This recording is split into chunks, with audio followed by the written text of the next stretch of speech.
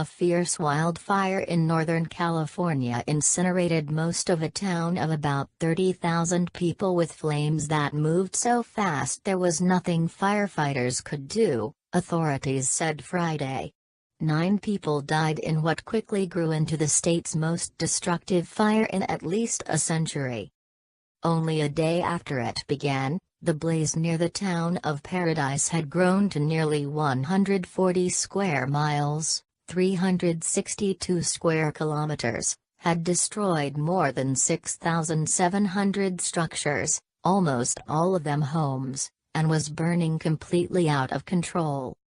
There was really no firefight involved, Captain Scott McLean of the California Department of Forestry and Fire Protection said, explaining that crews gave up attacking the flames and instead helped people get out alive. These firefighters were in the rescue mode all day yesterday.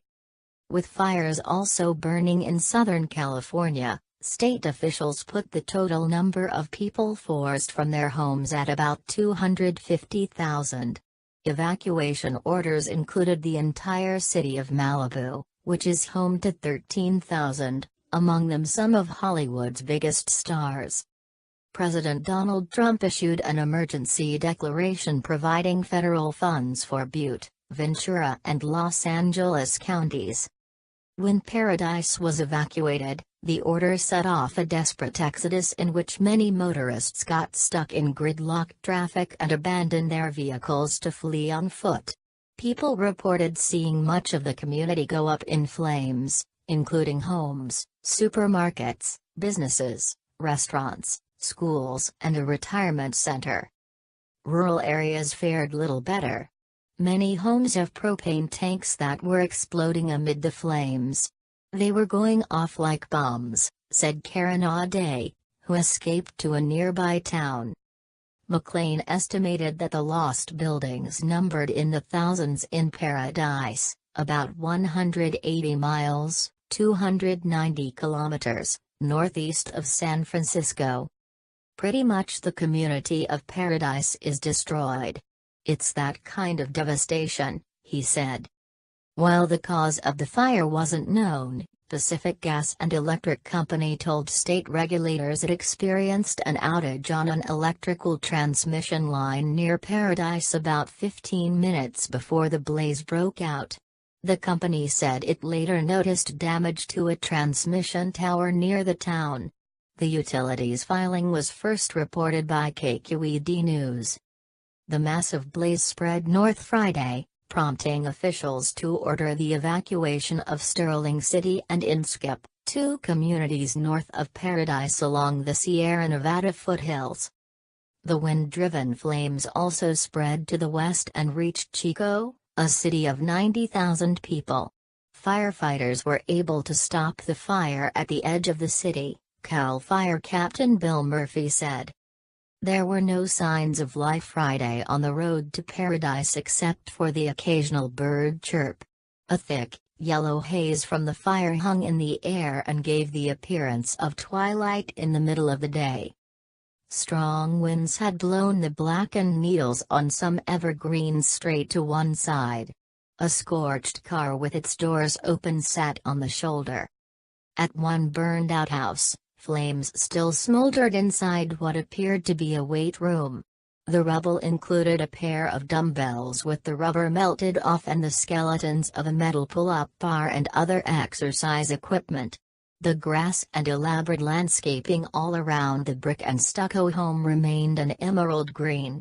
Red pool umbrellas were furled near lounge chairs and showed not a singe on them. Evacuees from Paradise sat in stunned silence Friday outside a Chico church where they took refuge the night before.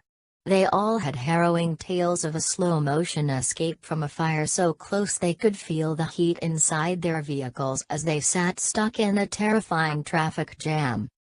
When the order came to evacuate, it was like the entire town of 27,000 residents decided to leave at once, they said.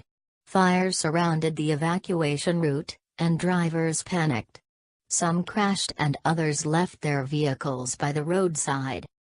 It was just a wall of fire on each side of us, and we could hardly see the road in front of us, Police Officer Mark Bass said.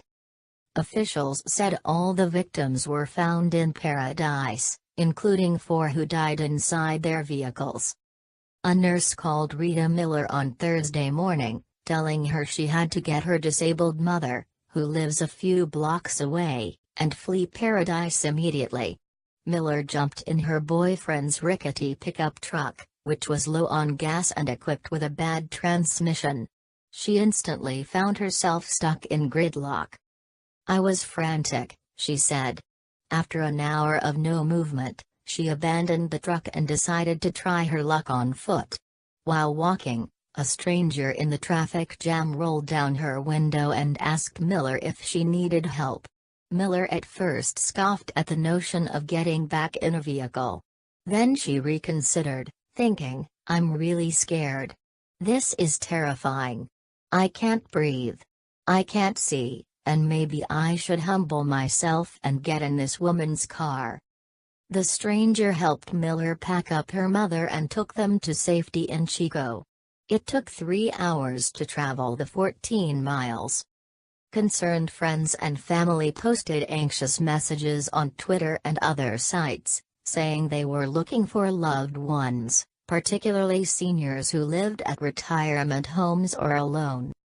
About 20 of the same deputies who were helping to find and rescue people lost their own homes, Sheriff Corey Hania said. "There are times when you have such rapid-moving fires, no amount of planning is going to result in a perfect scenario, and that's what we had to deal with here," Hania told the Action News Network. Kelly Lee called shelters looking for her husband's 93-year-old grandmother, Dorothy Herrera, who was last heard from Thursday morning. Herrera, who lives in Paradise with her 88-year-old husband, Lou, left a frantic voicemail around 9:30 a.m. saying they needed to get out. "We never heard from them again," Lee said. "We're worried sick. They do have a car, but they both are older and can be confused at times." For one desperate day, Dawn Johnson anxiously waited for news of her father Richard Wayne Wilson and his wife, Suzanne, who lived in an RV park in Paradise that burned. The couple moved from Texas to the California foothill town about a year ago and was probably not prepared for wildfires. They lived in an RV park in the California foothill town and were unlikely equipped to evacuate. "He has late-stage cancer and she is mostly confined to her bed," she said. Johnson, of Independence, Oregon, relied on fellow members of the couple's Jehovah's Witnesses congregation to check local shelters. By Friday afternoon, she learned they had been found in nearby Chico. "They are fine," she said. News taken from the Daily Star BD. Thanks for watching.